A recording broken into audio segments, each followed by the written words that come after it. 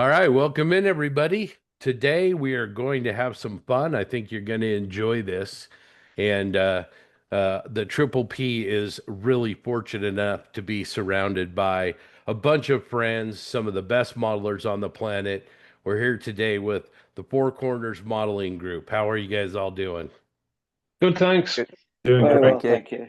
Living the dream, living the dream. We've all just kind of recently returned from the Scale Model Challenge in Eindhoven, had an absolute blast, and got to see everybody's models and spend some time. It was a lot of fun. So, just to get started, for those seven people out there that don't know who you blokes are, I'm gonna start off. Spud, how did this whole thing start? This Four Corners Modeling Group?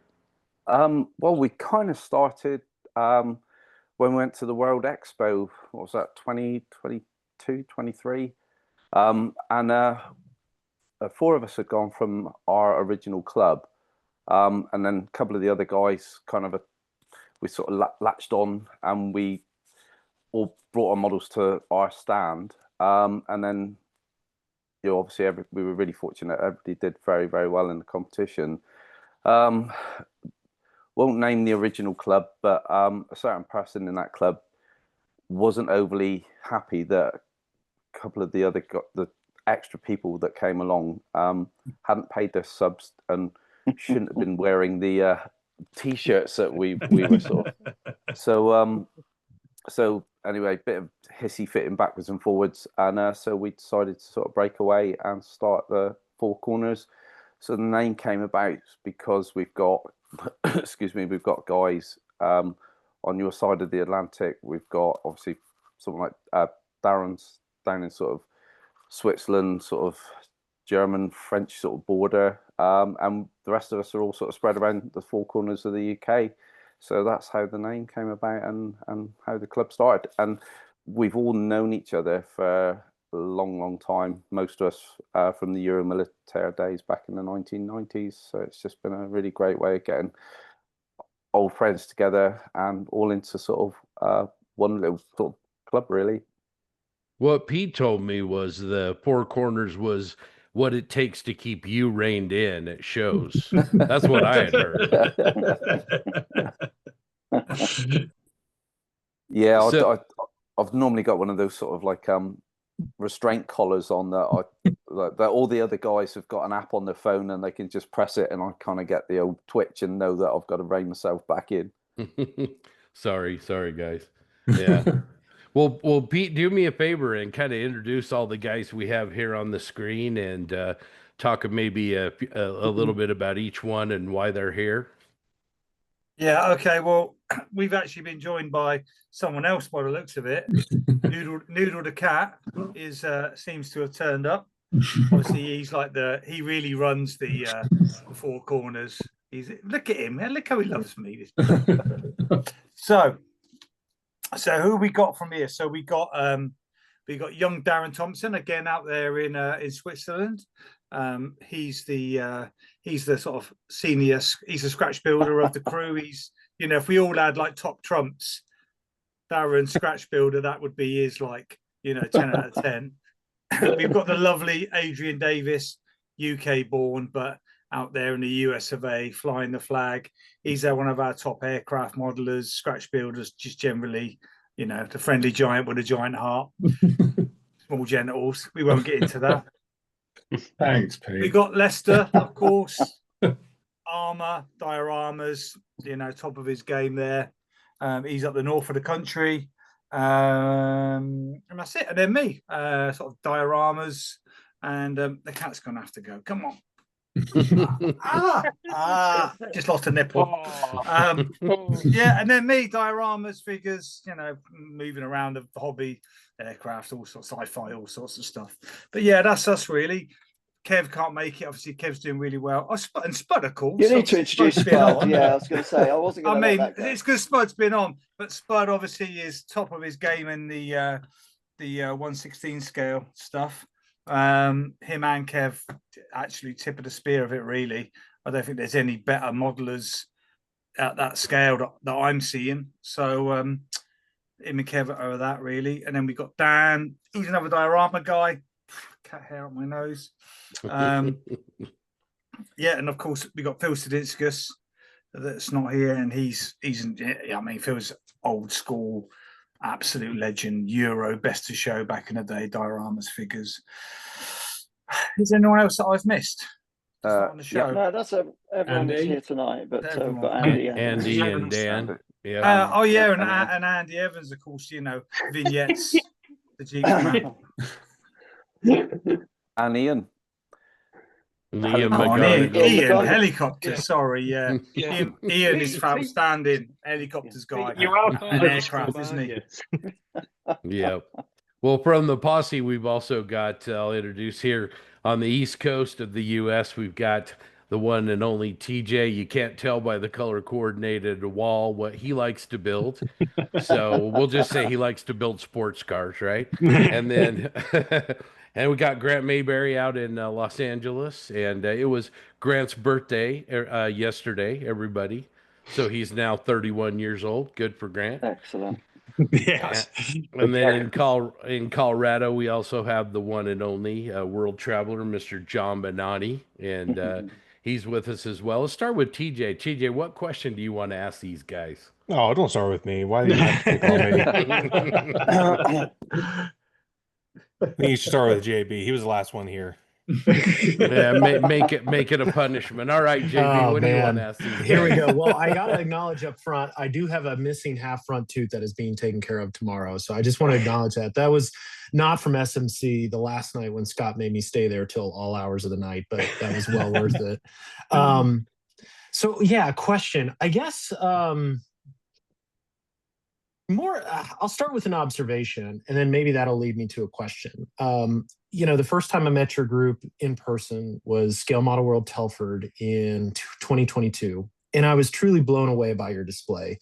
And I'm not just saying this because you're online right now, but you know, as we walk throughout the hall, and for those that have been to Scale Model World Telford, it's a massive facility. And there's, you know, special interest groups, there's clubs, there's the comp, which is pretty small, and then traders, obviously. But in this vast space, I just remember one stand I kept coming back to, and that was the Four Corners. And it was around the display, the camaraderie, and the overall presentation of the club. And I just found it really professional, really opening and welcoming. And then honestly, the best work on the table at the show. And I think that's what stood out to me and what, you know, made us gravitate towards y'all. And plus you were all super friendly. You know, again, we had never met you in person, but you welcomed us with open arms. And I thought that was awesome. And I remember walking up and, you know, some of the pieces that stick out to me that I'll never forget were Ian's giant sky crane. Huge. It was immense. A fantastic piece. Scratch built. Scratch built. Immense. Nuts. And I just remember taking a video and being it was on the far end of your table because you had an L shaped. So I remember seeing that there. Obviously Pete's Mind the Gap, I believe it was displayed there. There was Spud's 16th scale, Stug was there, or Stu. There was Kev's awesome work, and I remember seeing his Yog Tiger there and a few other pieces. And I'm always gravitated to Kev's stuff because I call him Mr. like Earth, because he just gets those dust tones so well. Yeah. And then, you know, Adrian, I think you had a couple World War I aircraft there, I thought, but I could be wrong. But I thought you had, I didn't meet you there, but I swear your work was there, but I could be wrong. No, my stuff shows up. I tend not to go to Telford now. I tend to, because of the travel distance from here. Obviously, I do one a year. So, and it, you know, for the last 8 years, it's been SMC every year. You know, like that was it for me. So that then Dan very kindly takes them over and like. I give them to Dan because I can't be bothered to take them back to the States. That was a Wingnut FE2B, I believe. Yeah. And then there was just a great show. And I'll even say, like, Lester, I saw your work before at World Model Expo in Chicago. I think that was 2017, maybe. I saw your half track there. So you know, and Darren, I think I don't know if you were at Telford. I wasn't at that Telford. No, I wasn't at that Telford show. No, I don't get back for Telford very often. I can't make it this year, but But I remember some of your work that were on display again at Scale Model Challenge this year, and I remember your work and many others in Four Corners from like the old school AFE modeler days. We're talking like early aughts, and really the foundation of like what is peak armor modeling and diorama modeling, and that was where it came from. And I know I don't have a question. I'm starting off with an observation because I just want to convey to our listeners that, you know, the display that these gentlemen put on is truly world class. And I think more importantly is the welcoming of the community into their little group. You know, even though you don't wear the Four Corners colors, you're still welcome. And it was just great. And throughout that weekend, I just remember there was always just a huge concentration by your table. And to be honest, I think it was more busy. It was busier than the bar. And I think people got drinks and brought them back to your place. So I think that's where I just want to start, is an observation in that the gentlemen we have online today and the few that couldn't make it truly embody what I think a lot of us hope to achieve, not only from a, you know, skill and aptitude perspective and scale modeling, but also a camaraderie in which I believe the posse has modeled itself after, on like people from different parts of the country and world for that matter, because you guys are all distributed now. And like that moment where you come together, share your work, share the love, and it's almost like a family gathering. I think of it like for the States, if I had an equivalent, it'd be like Thanksgiving, where, you know, the family gathers around the table, and instead of like different meals, you bring your work, and it's just like a cornucopia of different subjects, and you know, the diversity as well. You got Ian scratch building the sky crane.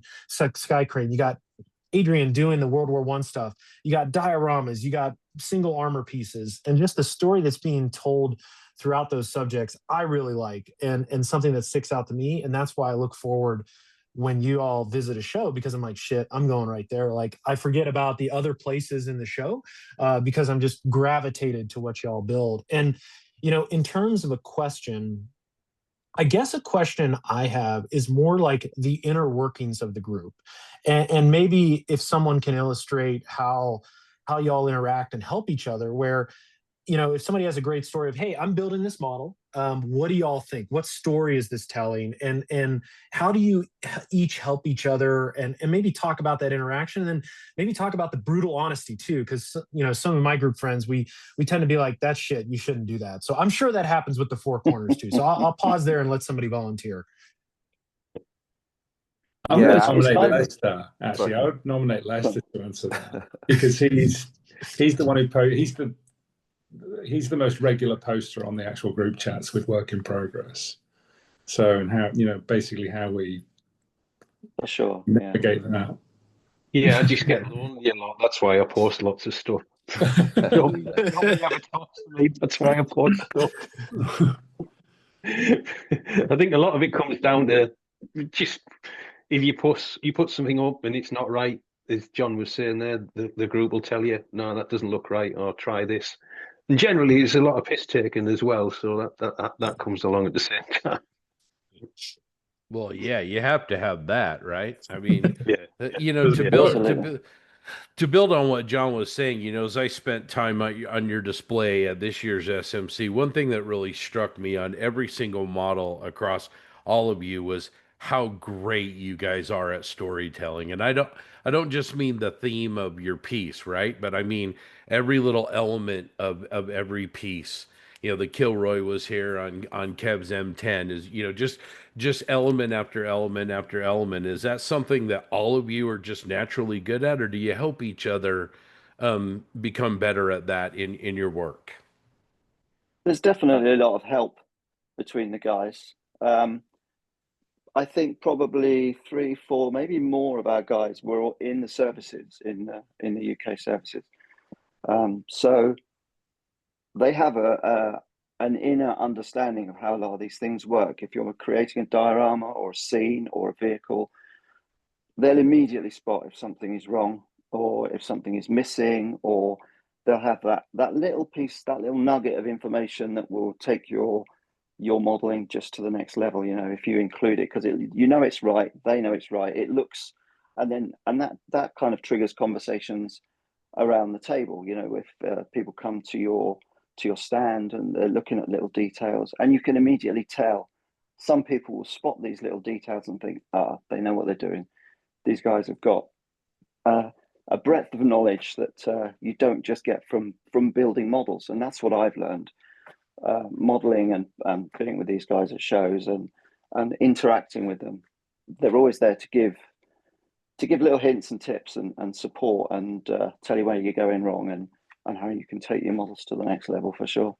And I think to build on Darren's point there is it is to give people feedback can be can be a little bit of a prickly question, because you can see something and think, I'm not quite sure on that color or whatever. So, but we've got a really nice we can be honest with each other, and it's so nice when people are honest, because you could put a post up on, say, Facebook, and everyone's going like, oh, that's great, and then one person would say to you, oh, but so and so, what about that? And you think, yeah, do you know, I'm not sure about that. And that's what you need in a constructive way. And I bought some jerry cans, and I put some jerry cans onto a vehicle, and actually it was a British jerry can, but the Brits made that German shaped jerry can. Yeah, they duplicated it, but it's got like the War Department, WD on the top. Broad arrow. And I didn't clock it. And when Darren clocked it, you think, oh my God, that's just such gold dust. That he spotted that being wrong, because it was the Panzer IV dial. I think a British one would be like, that would be a little, you could get away with it, but it would be a little bit odd that it would be there. And I'm like, oh, that's great. So I could swap it out and stuff. So I think would have been okay. 4 would definitely stood out. 4 would definitely have been odd, yeah. So it's nice to have that honest, open communication that we've got between us all. It just elevates us and keeps us honest. And it also, we don't know everything about everything. I mean, I'm doing a Cobra gunship at the moment, and helicopters is not my thing, so I'll be leaning on Ian and Spud and various other people, and also the guys who connect me with other guys. It was actually it was you put me onto Floyd, didn't you? Yeah. Floyd Werner. And he's obviously knows his Cobra stuff, inside out, really, because I'm sort of doing sculpting the pilots, and we're talking about the different helmets of the Marines and the Army, and they use different types. And Andy Evans really knows his helicopters, so there's also wealth of knowledge within the club which you can tap into if it's not your particular area, that your core area, where someone else might come to me about composition, which I'm not too bad at, and I got to change the angle, and they're like, oh shit, thanks, Pete. Me and Darren have done that, so haven't we? We've actually had video calls and played around with the front. Is that the front? No, that's actually the front. You're like, oh yeah. So the second pair of eyes never hurts. And the other part of it, though, is you asked what the dynamic is in the club, and a lot of it is, on the surface, it is like some of the chats and stuff. It gets into English pub rules really quickly. It is like Friday night in a pub. So and that can be on a Sunday morning or like a Thursday night. It really doesn't matter. But the whole thing is backed up by a massive amount of respect for each other. That is absolutely. That is, it's all, that is the glue that holds Four Corners together. Is the respect for each other. When you were asking earlier about how the Four Corners started, we're all mates first. So we were all members of different clubs, and would visit these shows either individually or with our other club. But we'd always gravitate towards each other. We'd always end up in the bar or in a restaurant or at a stand, just chewing the fat, taking the piss, just generally enjoying each other's company. And I think that's probably the foundation of the club, is that we're mates first. And modelling, while it's very, very important, it's almost secondary, Yeah, it is. So, and actually, Four Corners would still exist, without the T-shirts, without. It would in some form. It would be called something else. It's just now we've got a name for it. Yeah, absolutely. and you touched on something actually, John. And I said something at SMC which taps into your point. when we was at SMC this year, and I think I said maybe to you, Adrian, that SMC feels like you're at a family wedding where when there's all your favorite people are in one place. For a long while. Yeah. Everyone's in a really, really good mood, and all your aunties and uncles and various people are there, and you don't see them very often. But within that wedding, there's also the close family of people, you know, Spud and Ian and Darren and everyone's kind of like there's an inner sanctum to it. Getting up to mischief, no doubt, but it does feel like you're at the kind of the best wedding ever, and it really is a mecca for the hobby, isn't it? Yeah, we talked about it being, I mean, effectively it's our AGM as well, because it's the one time when we're nearly, you know, 90% of us are all in it's the one time of the year when 90% of us are all in the same room at the same time. It will happen. Hopefully it'll be 100% of us next year. That would be great. So. That would be fantastic. We haven't succeeded yet in having a show where every single member is present, but it's so close. Then there'll be 1,000 years of darkness or something. This is the dark crystal. All right, TJ, we'll circle back to you. What do you got for these guys? Well, I'll kind of follow John, and I also kind of had an observation, and not so much, maybe a little bit of a confession. Some of you may not know this. I think I might have told Dan this last SMC when we were talking, but SMC 2023 is a core memory to me because that was the first time I went, the first international modeling show I went to. I went with, you know, two of my best friends, or three of my best friends, I guess. I forgot Jinston was there too. He just wasn't on the airplane with us. He wasn't driving around when we got there Friday. We picked him up Friday night before dinner. And just to me personally, going out to that first dinner with you guys was, it means a lot. Probably more than you guys probably know, probably I've ever said, just because I was exhausted having flown the night before, been driving around all day Friday. I was completely out of my depth because I had no clue what the hell I was stepping into. And you guys all just invited us to dinner, and it was one of the most pleasant nights I've ever had, just in general, not even at a model show. So it's not so much an observation, but it's a thank you to extending friendship to some dumbass American that you never met. Me, you obviously knew JB and Jackson for some fucking reason.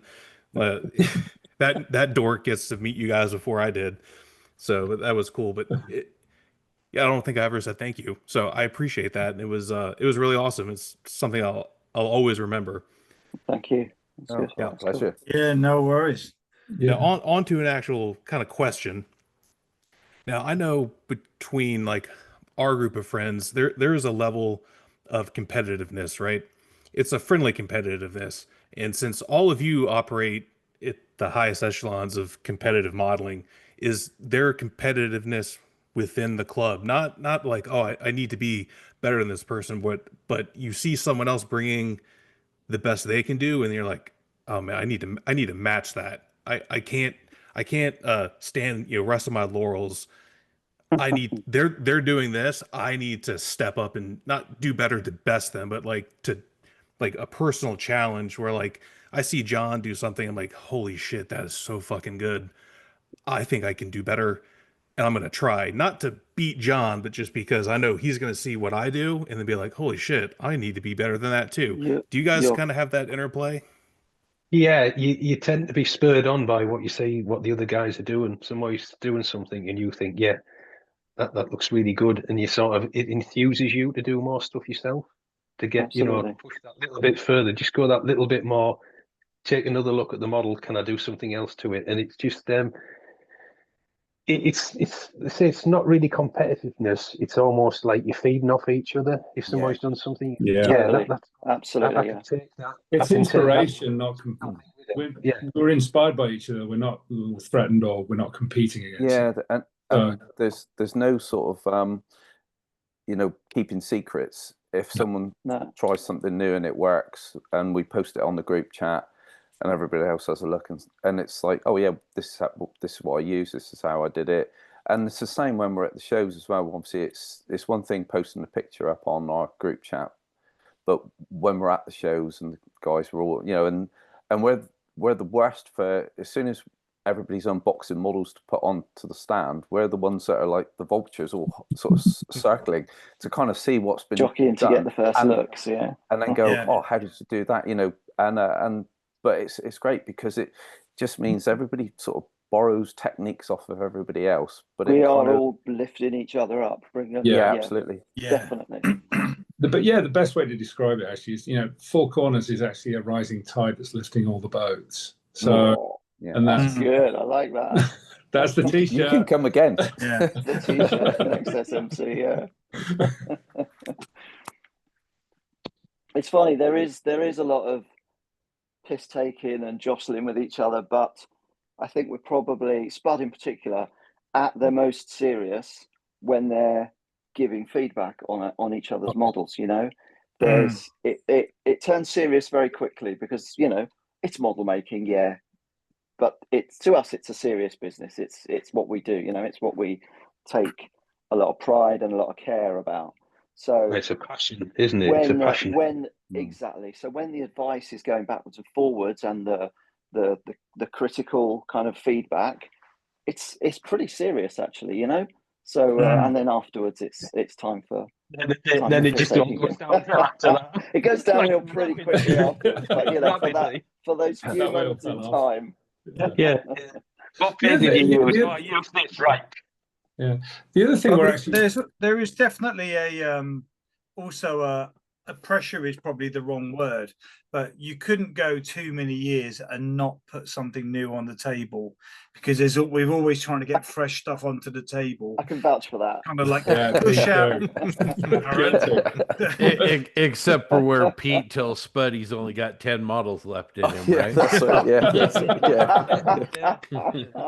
So, but we actually had a conversation on the boat, me and Adrian, because Adrian's got a project that's been hovering around for a little while, and it is a really, really cool idea. And I won't sort of spill any ideas of what it is. But I said to him, right, okay, because I want him to do it because it's so awesome. And I said to him, right, you got 2 years to get that on the table, and if you haven't got it done in 2 years, you got to give it to me, and I will finish it and take all the credit. And it'll be good. Yeah. Well, maybe that's the answer, but it's like a little bit of a line in the sand to keep people keep producing. There is a bit of gentle ribbing, but also a lot of encouragement. I mean, I fell back on these guys, a few of these guys, quite heavily a couple of years ago. I was just getting nothing done. Inspiration wasn't there, motivation wasn't there, and they came up with some ideas for how to push models to the end, and to not to worry about. I'm a stickler for accuracy and correcting parts, and they were just push it through, paint it. Painting's my nemesis. It's the thing that gets me stalled on projects. Well, I'm willing to take your mountain bike off you. Yeah, well, yeah, that as well. But they've given me a lot of help in the past with pushing projects to their end, and now I'm enjoying my modelling it. SMC, I think it's the best SMC I've been to this year, and I could not wait. I could not wait to get back to the bench and start modelling again. It really, really fueled me up. It did exactly what it should. Yeah, I got back home and I was sparking. I'm just ready to go on it. So, which is exactly what they should do. I've never been oh my God, that's putting me off while I'm giving up. I've always taken it as inspiration and motivation to kind of push myself. Yeah, talking about inspiration as well. The other side of it, we're very close with our friends over at KMK in Belgium. That's almost like our sister club, and we're really inspired by the way that they actually interact with each other, the way that they do have a genuine. Anyone joins that club,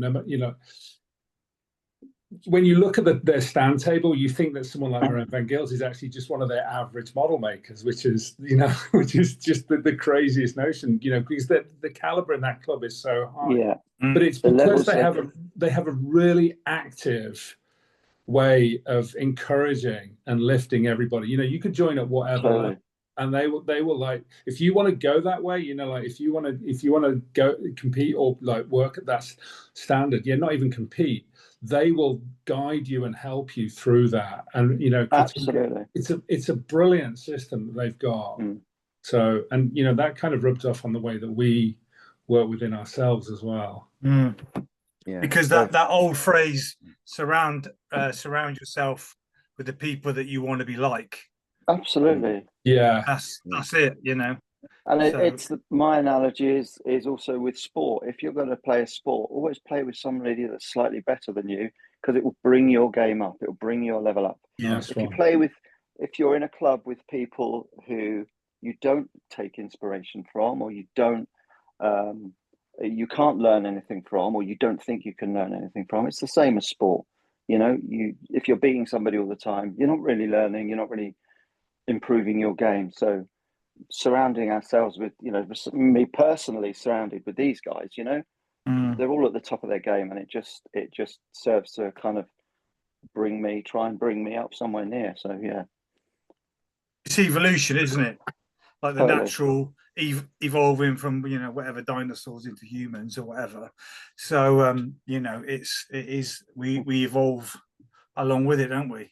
We're no longer dinosaurs. No. We're moving up the evolutionary chain. You know, it's evolution, and you guys are kind of humble about this, but I mean, the fact of the matter is that you guys do a lot. You brought up the club at KMK, and those Dutch guys are amazing people, but you guys do an awful lot. Belgians. Oh yeah, sorry, Belgians. My apologies. God damn it, Scott. World traveler now, Scott. You should know. Jeez, oh man. You have just lost your KMK. We can edit that out. We can edit that out. But I mean, you know, in all seriousness, as far as promoting the hobby, I mean, you guys are setting up stands, you know, SMC, Scale Model World. You promote an event at Bovington, you know, the KMK show. I know there's other shows that I'm missing here, but I mean, what drives you guys to, you know, give back and push and promote? It's not easy taking everybody and going to, you know, Scale Model World just a couple of weeks after you just got back from Scale Model Challenge. So where does that come from? We love it. Yeah. And we love being together. We love being with each other. Yeah. You know? Yeah. It's an excuse to all get together. Yeah. Sure, we're not a traditional club, so we don't meet up once a month or twice a month or 3 times. When we go to a show, that's the only time I see a lot of these guys. So I do it as often as I can. It's like a reunion.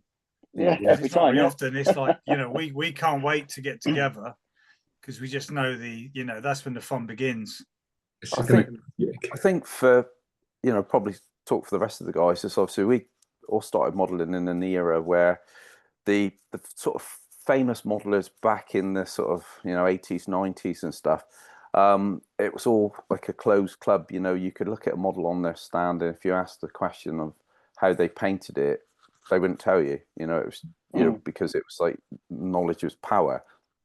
And you know, I think, say again for the rest of the guys, it's like we've always vowed, if someone comes and asks a question, you'll try and give them as much information as you can, not hold anything back. You know, and from when I was editing the magazines, you know, it's like I used to really hate it when people would give such a damning review of a new kit, and that, you know, the bigger picture was really damaging to the hobby, because the shops would stock the new kit. Everybody would read the review that would say how bad it was, where it probably wasn't anywhere near as bad as some person had sort of made out, or the reviewer had made out. So those kits don't sell. So then when they get to stock the next new kit, you know, they go, well, we haven't sold the last ones. So, you know, it's very damaging. And so I just want to sort of promote the hobby in the best light I can, and, you know, and encourage anybody and everybody, whether it's younger kids that are coming into the hobby for the first time, absolutely, or it's guys returning to the hobby after sort of like a, you know, 20-30 year break, and, you know, and just sort of, you know, not just sort of go, oh well, you know, You don't, it's too complicated. I'm not going to bother to explain this to you. So it's just to try and be proactive, and and it helps us all in the long run. Yeah, and it's great if you talk to somebody about a technique and they try it, and then they come back to you and say, "Yeah, I tried it. What do you think?" And they're really, really happy with it. And it's sort of like you think, "Yeah, that was a good conversation to have," and that guy's happy, and that means a lot. And they're enthused in the hobby, Yeah, it's kind of the whole point as well. Yeah, but not to just bring each other up, but if we can help people that come to our stand and ask questions and want some knowledge, bring them up as well. That's what it's about. The more good modelers around, the better for the hobby, better for the scene. Sometimes you get the situation as well where they take a technique that you show them, they come back the next year and they took it a little farther. They did something else, or they used maybe a different chemistry in the paints or something to get something to work, and it looks even better. So it's these things, it's a dialogue then rather than a critique or a mentoring session. It works both ways. We learn, we're not the be all and end all of this. We will learn from anyone. If we see something we like, the strangest places sometimes. Some really odd corners. Every day's a school day, as they say. You can be explaining something, and some guy will say, "Why do you do that?" And you think, "Yeah, maybe I don't need to do that." There's a quicker step. I'm going at it a long way around. So like you say, everybody learns from everybody. Yeah. And obviously giving back as well. I was invited to do a workshop this year, and Grant, you was in my workshop, weren't you? So that takes it on an extra level, which is really lovely to be able to do, to be able to break stuff down and sort of say this is how I do it firsthand, really. So that was good fun. Oh, that was a great class. Quite a bit in that workshop too. Yeah, that was a great class. That's that kind of leads me into my next question is, Pete gave his demonstration at SMC this year.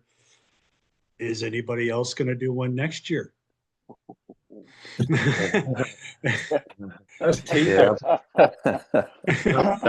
I think I did one the year before, so I've already got one in the bank. There you go. One, yeah. So I'm all right in that respect.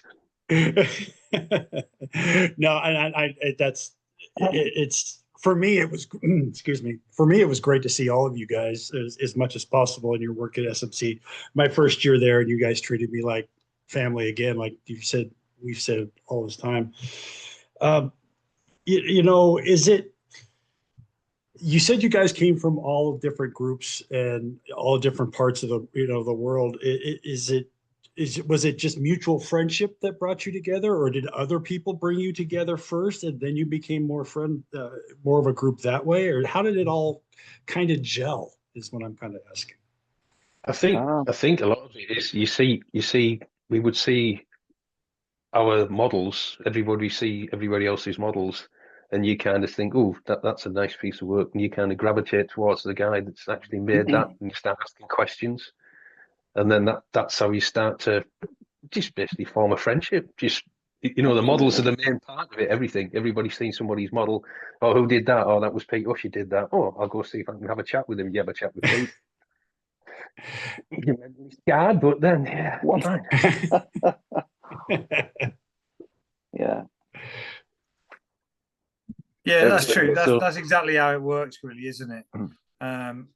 Me and Spud had a mutual friend, and then I went over to Spud's house, and I was just modeling as an individual, just buying kits, doing them, and then we got, I took some of my stuff over to Spud's, and and it is odd in a way because we don't really know each other, and then as grown men, I'm taking my models over to Spud's house. We're getting our models out in his back room, looking at him. You think, what are we doing? It's a weird thing, isn't it? But then we've got that bond, It just, looking like two very strange middle-aged men. We were younger men then. Yeah.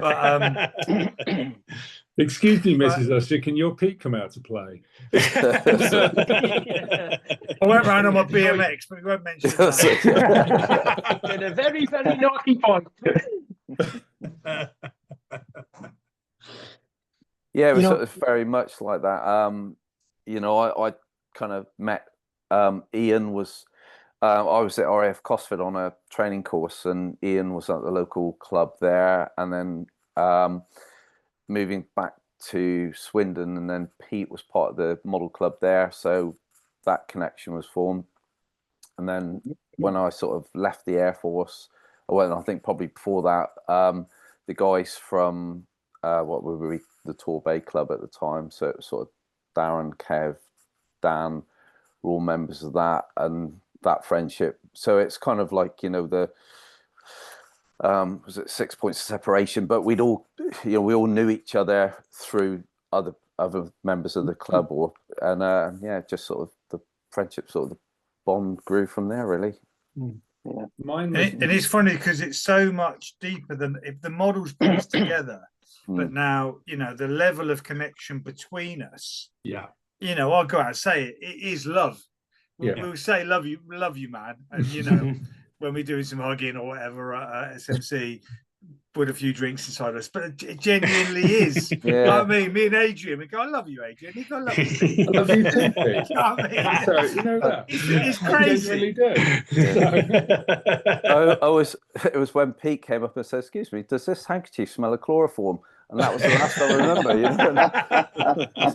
You're in a van on your way up to Yes. I was engaged.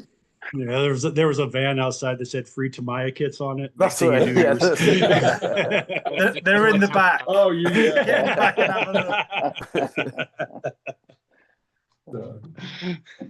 You know, one of the questions I have, and I think everybody takes a different approach, but I know some of you, and this might be an odd question to ask, but especially with SMC, that one time a year where you're all getting together, it seems like, again, I don't know how to ask this other than, you know, some of the builds that it's like the grand reveal at the show, and maybe talk about the nature of doing that.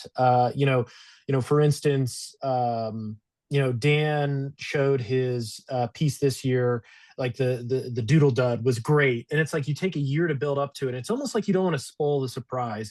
Can anyone walk us through like that mindset and kind of, you know, the nature behind it? Because I'm fascinated, and dare I say, I'm going to start doing it too, because I think it's pretty cool to have that special reveal at the show. I mean, my opinion on that, because I do exactly the same. I like to keep stuff fairly quiet from the public, so it's not been, you haven't seen on Facebook for the last 6 months every tiny, you know, eyelash has been painted. Because I remember back in the Euro days when you'd go, and again, the Facebook wasn't as big as that all was then, and you'd go and you'd just walk around and you'd see stuff, and it would just blow your mind because you're just seeing it all completely new, and they're all scratch built figures, and you just look at it, you just go, wow. And if there's been no exposure on social media, you wouldn't look at it and go, oh, that's a Spud so and so or whatever, and it's all completely new, and you sort of see the levels jumped. You know, there's no gradual to it. You've just been literally kicked straight in the teeth. And with that model, it's just gone like, wow. It's a wow factor, isn't it? Which I love doing it, seeing it. Back in the day. Sorry, you go first. No, you go first. I was going to say, but back in the day, Euromilitaire used to be that show that everybody modelled towards because it was the highlight of the modelling year. And for sure, SMC, certainly for us, has taken that place. You used to get a lot of modelers that you wouldn't hear from all year. You'd get, you know, you'd see them occasionally on forums, missing links and stuff back in the day, but you wouldn't see much of them. And then a couple of weeks before the show, the models would start popping up, you know. So when you got to the show, a lot of the big modelers, you'd know their stuff, you'd know their work. But we've always, Dan and Pete, we've always been kind of a little bit more let's not do that. Let's not expose everything just before the show. The whole point is that we want to draw people in to the table for them to ask about the stuff. If it goes into competition, you don't necessarily know whose model it is. So you're almost getting the thing on merit rather than because maybe they know who the modeler is. We want to get the stuff on merit. We want people drawn to the table because we have new things. I think a lot of it comes from that kind of mentality, that kind of. But definitely, SMC has taken the place of that pinnacle show for the year for sure, by quite a long way, I think. I think Leicester and myself are very different.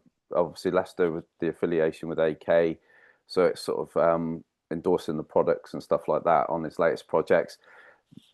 From my own personal point of view, it's from editing the magazines. So, the thought of sitting and typing hundreds and hundreds of words for how I built something, I just find Facebook's really easy. You can take a couple of progress photos that I've painted the eyelashes, and then put the picture up with a brief description, and then if it generates some sort of conversation and people ask how you've done something or they want you to expand on it, that's the pleasure I get from the hobby, is sort of being able to give a little bit back.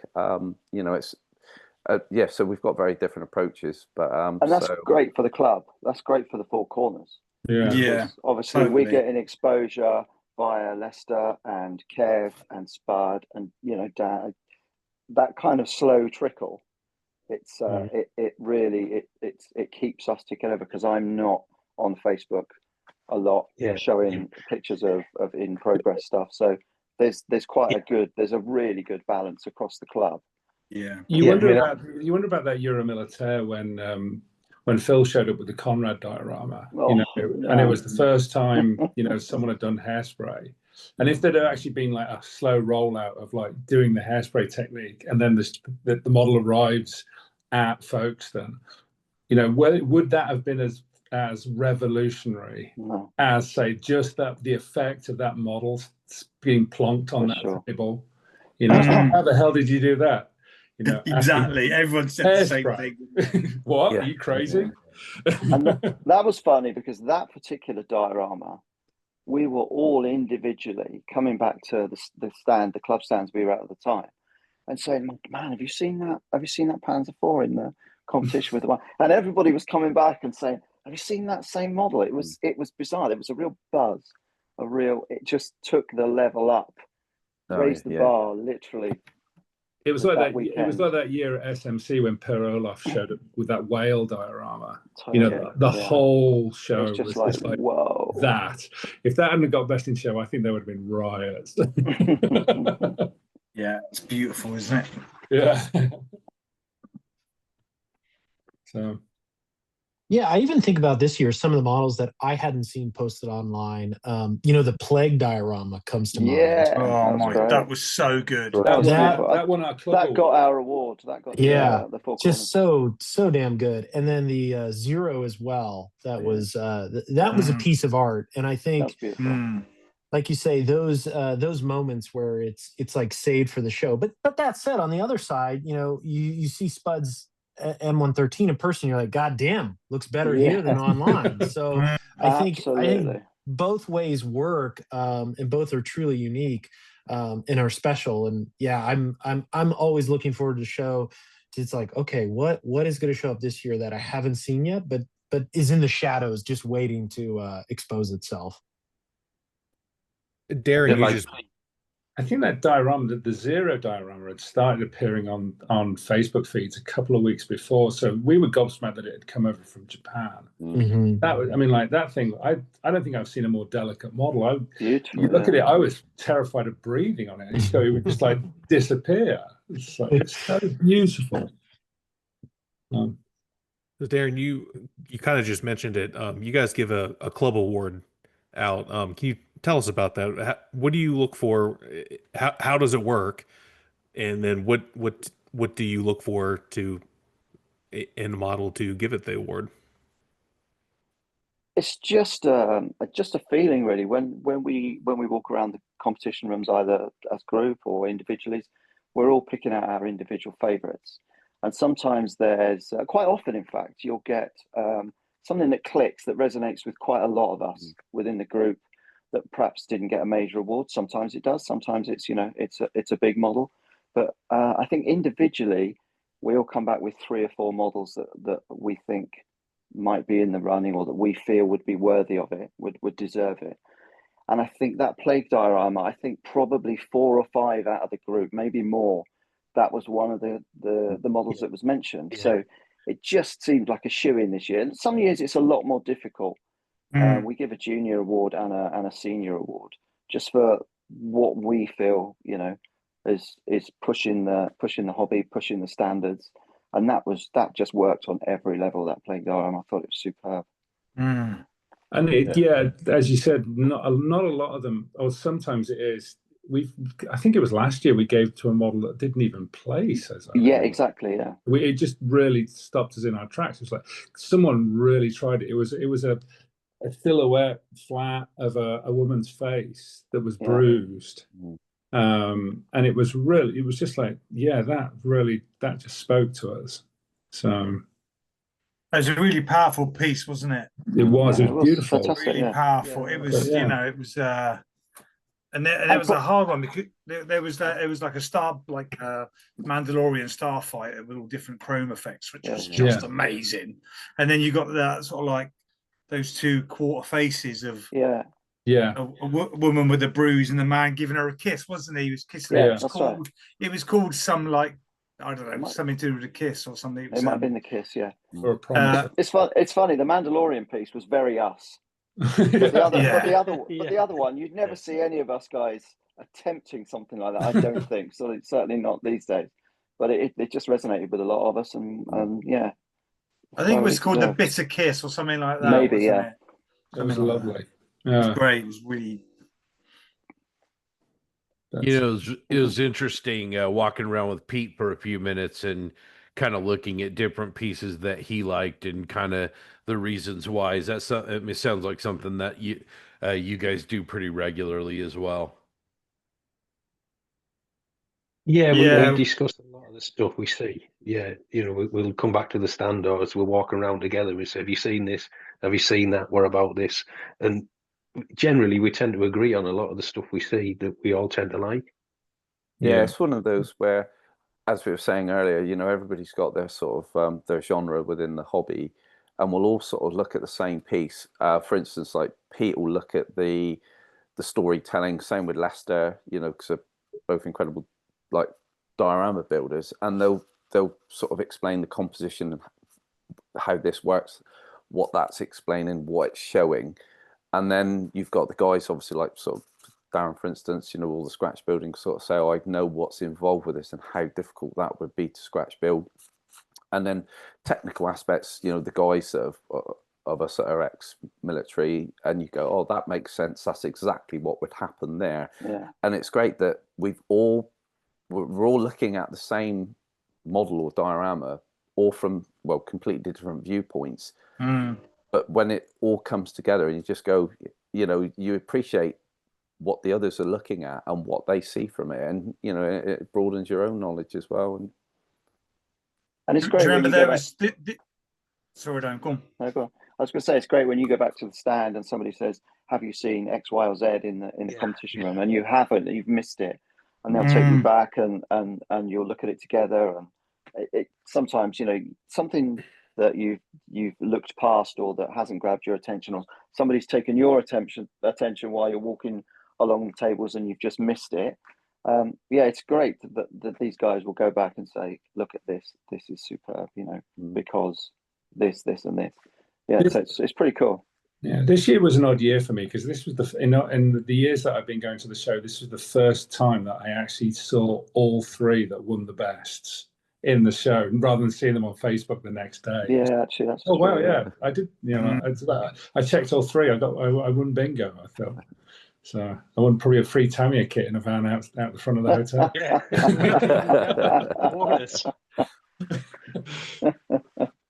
When we was wandering around, I spotted this. I'm not sure what scale it was. Some Civil War figure. which we all looked at. Oh, and yeah. I don't know. It was just. I took a picture of it, and it's just incredible. It was didn't get beautiful. anything. It didn't place anywhere. But The sculpt was, and the paint was. I don't. Yeah, exquisite. we think it's probably a 3D print. It was so good, and it was a scan and a 3D print. We think. Was it a scan? Yeah, it was really phenomenal, wasn't it? Yeah, the painting on that was unbelievable. The texture of the Confederate. You're talking about the Confederate soldier. Yes, that's right. Yeah, the texture. Yeah, clothes, just even the clothes. The cloth was amazing. The cloth was amazing on that. It was just so good. I think it won a medal as part of a group. Oh, yeah, good. It wasn't individual. It was part of a collection. So good. It did medal. Did it? Yeah. Sure. Good. Oh, good. Yeah. So I got a question. We talked about SMC and Euro, and we know that the judging at SMC is a little bit different, especially for us from the States. And it's you have to be asked to be a judge, and I'd like to know. I think most of you guys have all judged there before, I'm pretty sure. And can you tell me about the honor associated with that? And and actually, how does the judging process go? I'll sit back. I've not judged at SMC. Same here. You guys. No. One day maybe, but you guys help yourself out. That's got to be a Peter or Lester one, isn't it? Really? Or even JB. I mean, JB, I'll go. Then Lester can go. So I judged this year at SMC standard dioramas. So I wanted to put something into the masses. So I said to Rob, "Can I do standards this year?" And it was really refreshing because I've only ever judged masters, so it was great to do standard, actually, because there's so much more. There's so much more you can pull out of it, actually, because you can see the guys that are trying, but they just aren't. They just haven't quite got the concept of storytelling in dioramas. So the process is as individually, we'll look through the category and see what we think is our personal bronze, silvers, and golds, and then we'll get together and say, okay, what do we think our golds are, and then we'll go through individual pieces. And this year they brought out something new. They brought out like the casino chips, bronze, silver, and gold casino chips, and if we kind of we couldn't decide, or we saw something that we thought was good, but we wanted to get the opinion of others. The other two judges would say, right, what do you think of this? And everyone would select a coin, a chip, and then we would all like chuck our chips down on it. And sometimes it'd be 2 golds and a bronze. Right, okay, fine with it. And then it would be discussed on what it was and what it was this and why it was that. When you had like a gold chip, a silver chip, and a bronze chip went down, then it would probably end up as a silver, which is a fair amalgamation of what between the democracy of the group, and unless it was really different, let's just say it was 2 people said it was nothing and someone thought it was a gold, then it would be there'd be a debate on why we think it's nothing and why someone thinks it's a gold. But that didn't happen because again, all the judges are of a standard where we know what we're looking for in diorama, say. So that's how we judged it.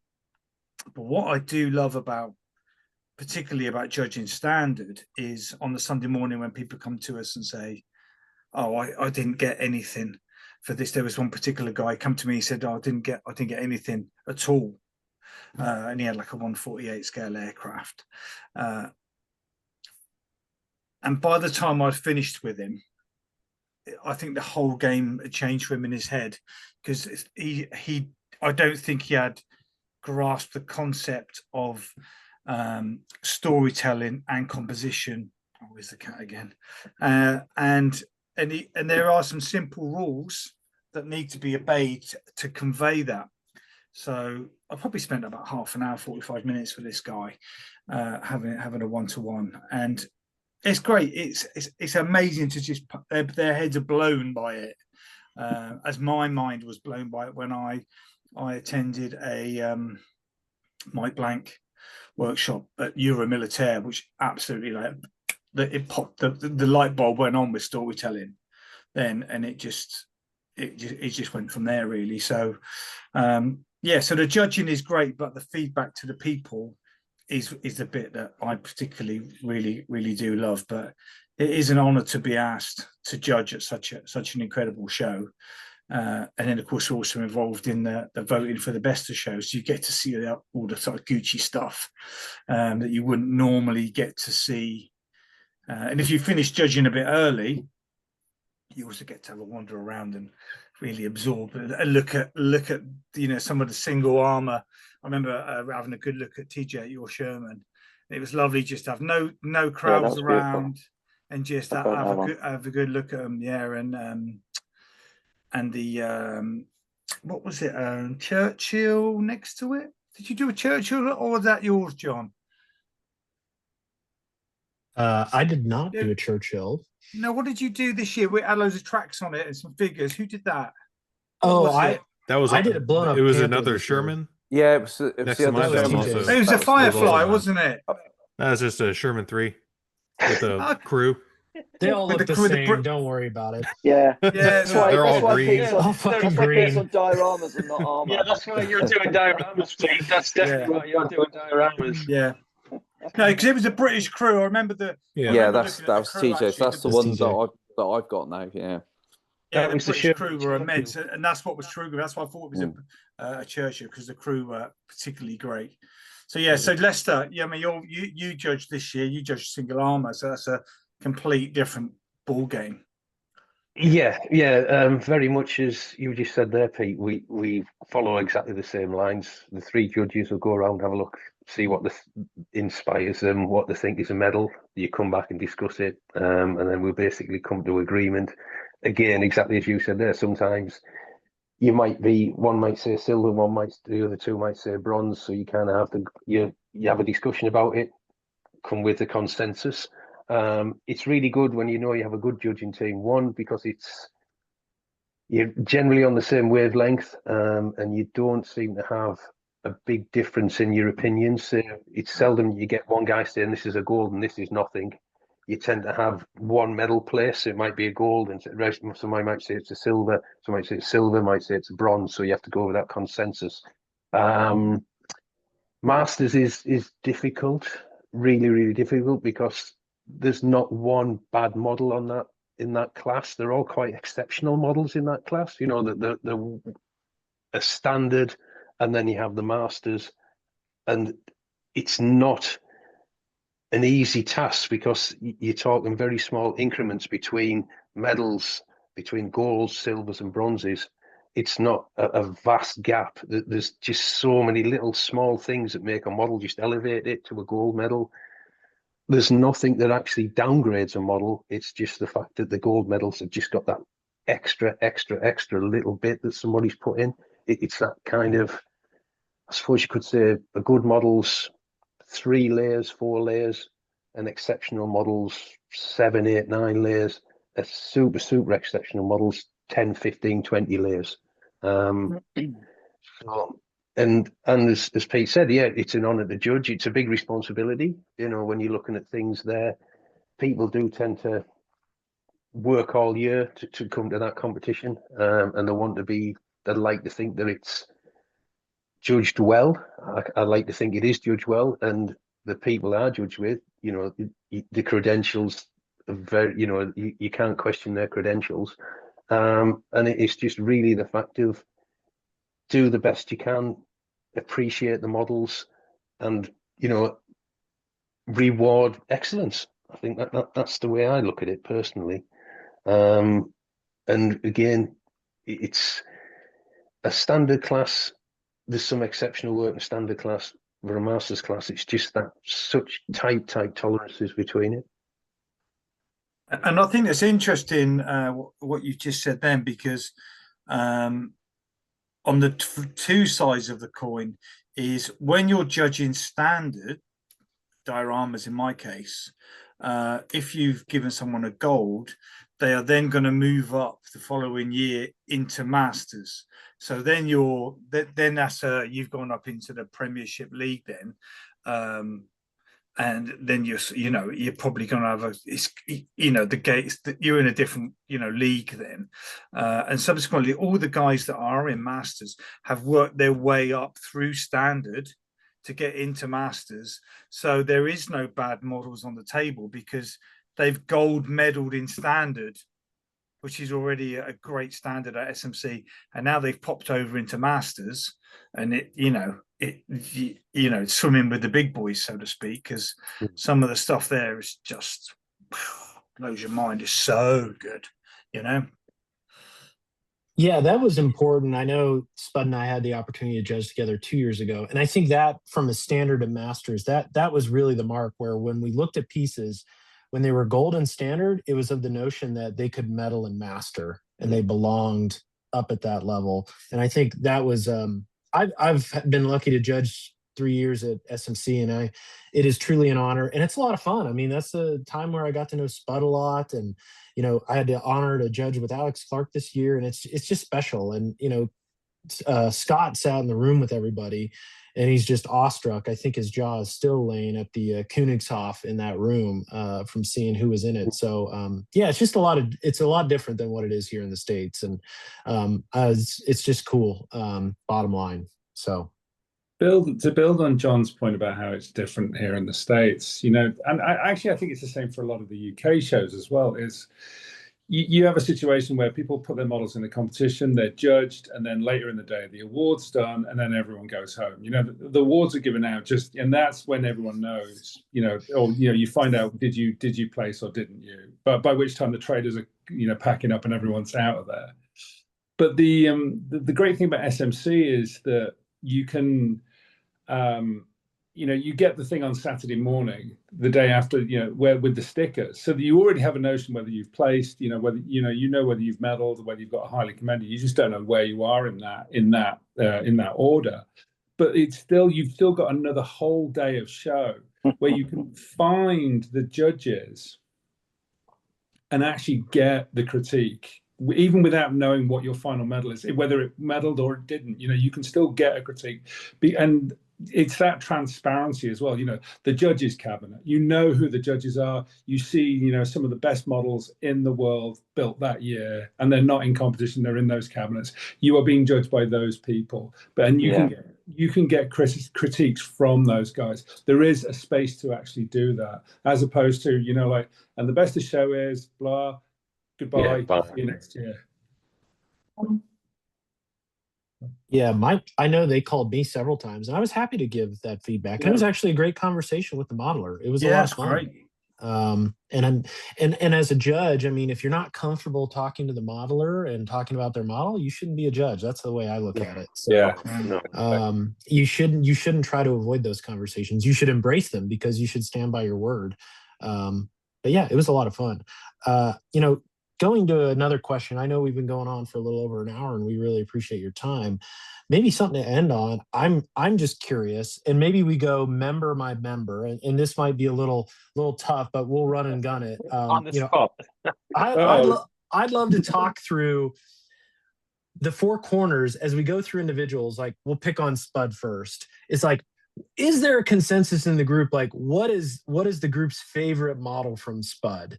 And maybe go member by member, because I know you all have standout pieces, and I have my own bias towards which one's my favorite. But like, if we'll pick on Spud first. If there was a favorite model, and my favorite model from Spud is his Achilles, his big Achilles. But like, within the four corners, is there a consensus? Like, yeah, Spud, that's your top work. I don't think it was the Achilles, to be honest. It was probably my least favorite of the 16 scale builds. I don't know. I think most people seem to really like the Stuart that I did, which was the first one.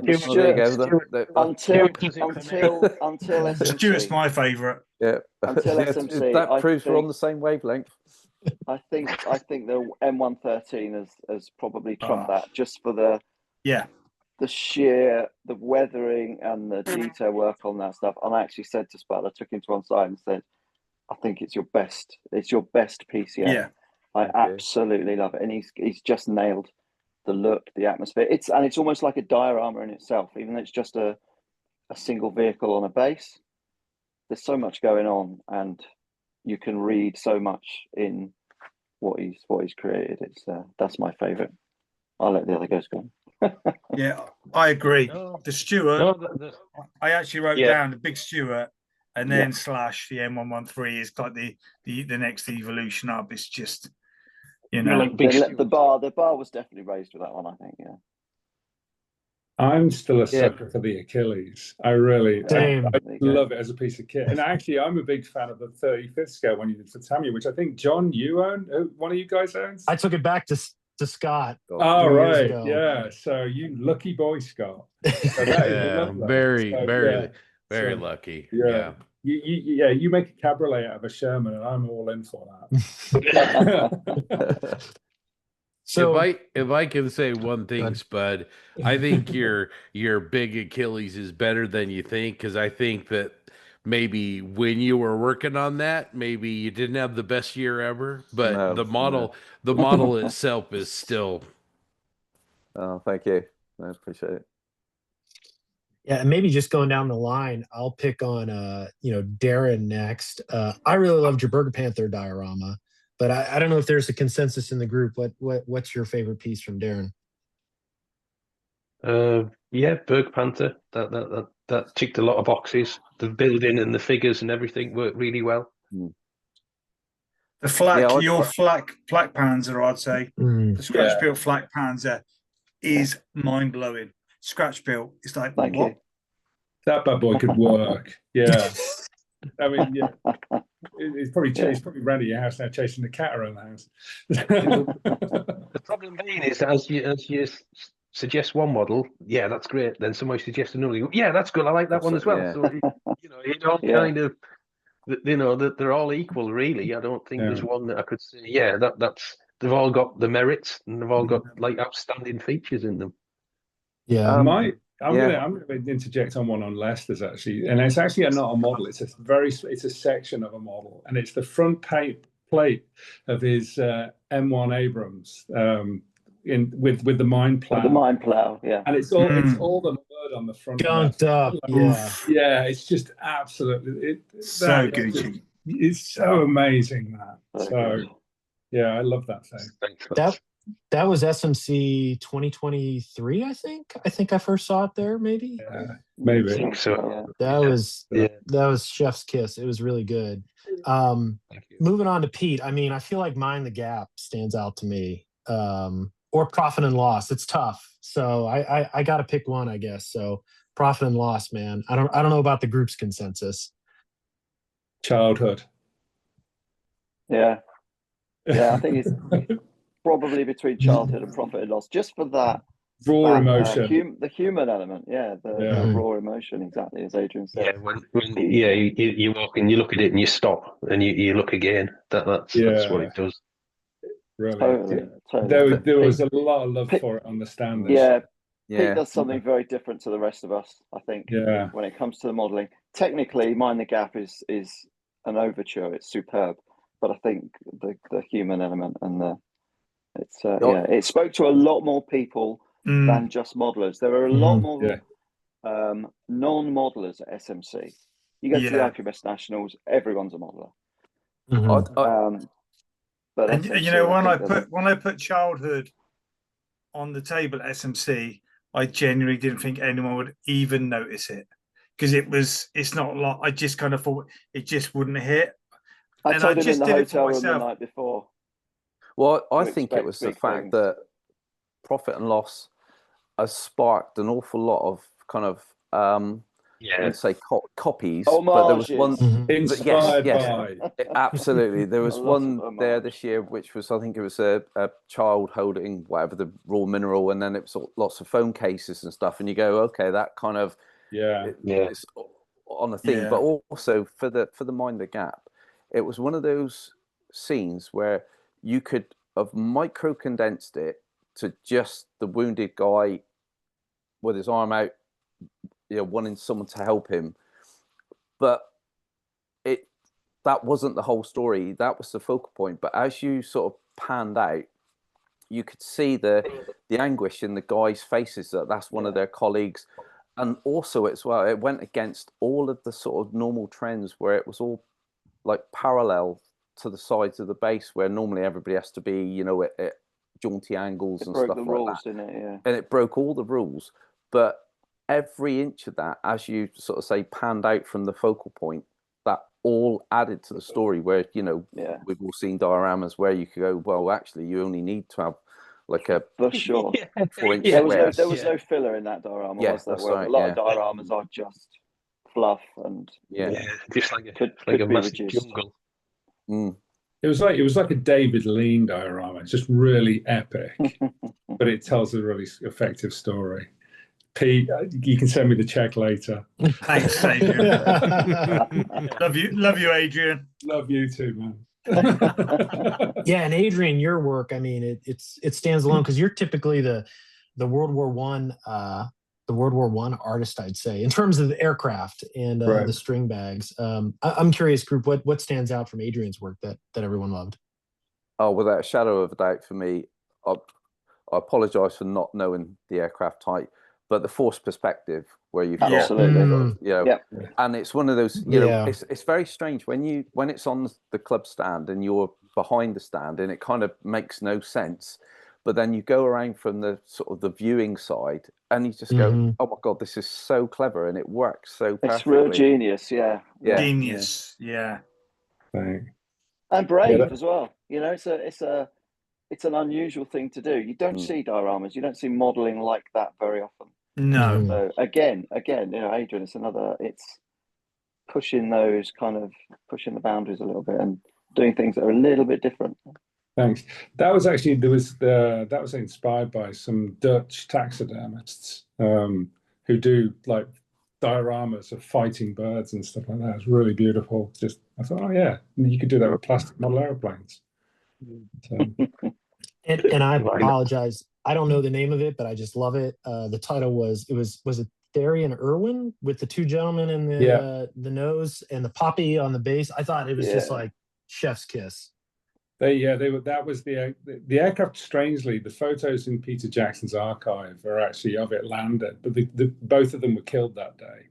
So just so I just wanted to mark that. That was the first wingnuts kit I ever built. Actually, I just and I thought, it's an FE2B. Let's put it in flight. You know, how difficult can that be? Thanks. Yeah. It looks really good. And I know some members aren't with us, but maybe I'll just call out Kev. Goddamn, that M10. Easily my favorite piece from him. Yeah, that's beautiful. It's just immense.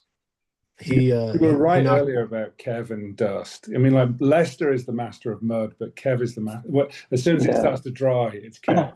That's right. That's right. Sorry, Les. I don't know if you guys would have seen it because it doesn't come to every show these days. But he did a Tunisian diorama of a building and a 250 SDK 250 with a guy sat on the bonnet. And honestly, that's beautiful. That's a beautiful piece. That's my favourite piece of his so far. I think if I could take one of his pieces for my cabinet, that would be the one for sure. And do you know what? That's the first one, and something that I know me and Adrian spoke about.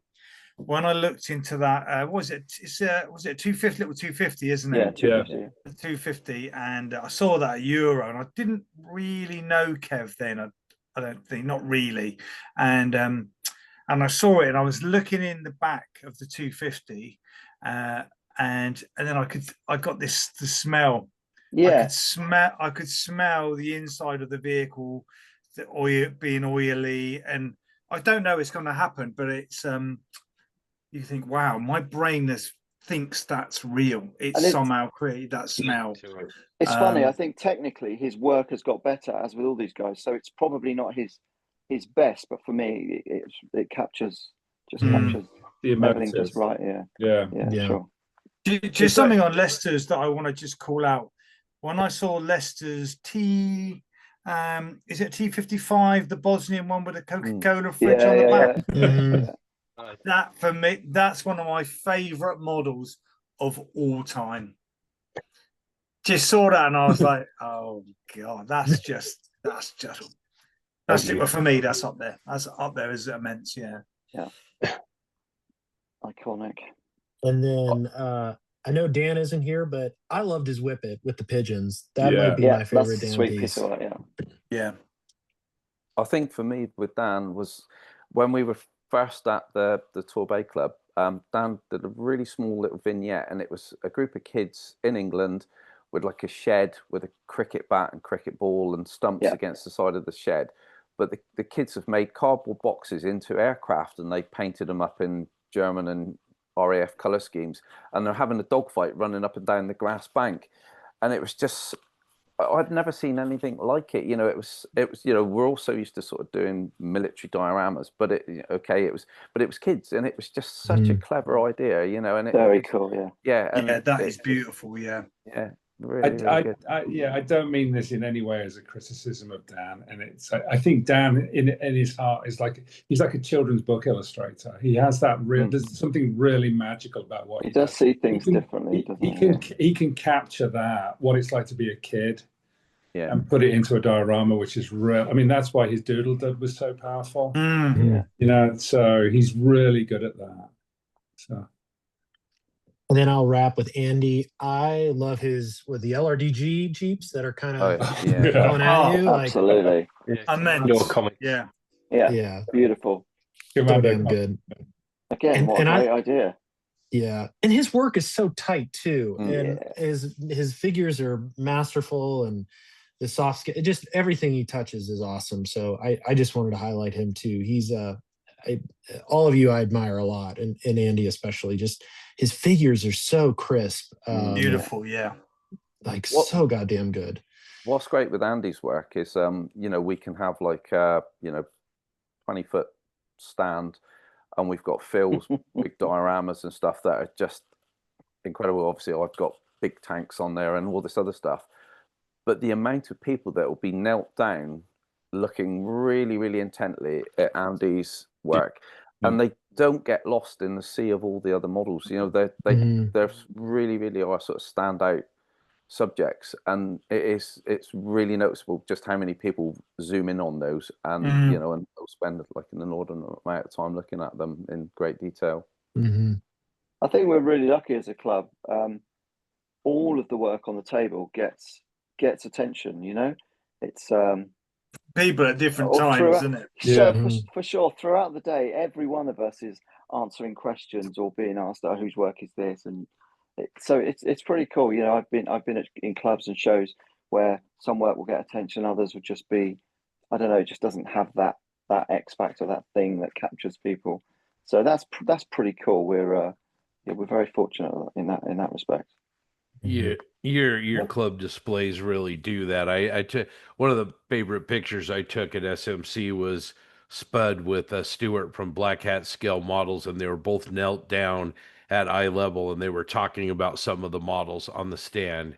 And that, you know, every time we'd go past your display, that's what we saw is, you know, people really talking with you guys about your work. And again, I want to just go back to every single one of you is just really great at that storytelling aspect. And, you know, it might be a bolt, it might be a fender, it might be, you know, a baseball glove, and, you know, just all the little things you guys put into these pieces. It's just really, really amazing.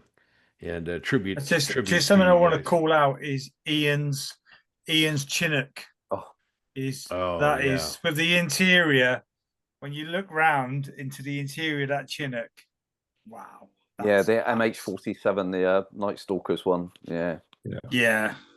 That's mind blowing as well. I'm biased. That's someone who really knows helicopters. Yeah. And now he's in the Masters for armor modeling. You know, I had the pleasure of judging that category, and I didn't know that technical was his. And I walked over after the show, and it was sitting by y'all's stuff, and I was like, "Is that yours?" He's like, "Oh yeah, mate." I'm like, "God damn!" Like it was really good, and it was great to see who built it. It was wonderful. Ian's a real dark horse. Because of his shift pattern with work, he does get sort of quite decent lumps of time to get on with projects. There's some that he'll post up on our group chat, you know, get the feedback. but then he's always got a stealth project on the go. Got a sleeper. Yeah, got a sleeper, and the first we know is when he rocks up with it. And we're like, wow, like, you know, yeah. I like that, a stealth project. That's pretty good. Anyway, well, you know what, guys, we've been 90 minutes. I want to be respectful of your time, but thank you for coming and sharing some time with us today. And it was an honor to hang out with you guys, whether it was on the floor, at your display, or in the Abbey Bar, which is great.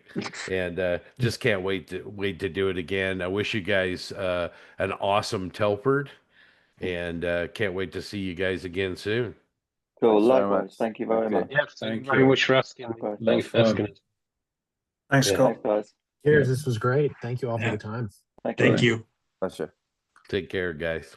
See you later, guys. See you later. Bye. Yeah. Bye. Cheers. Thanks, guys.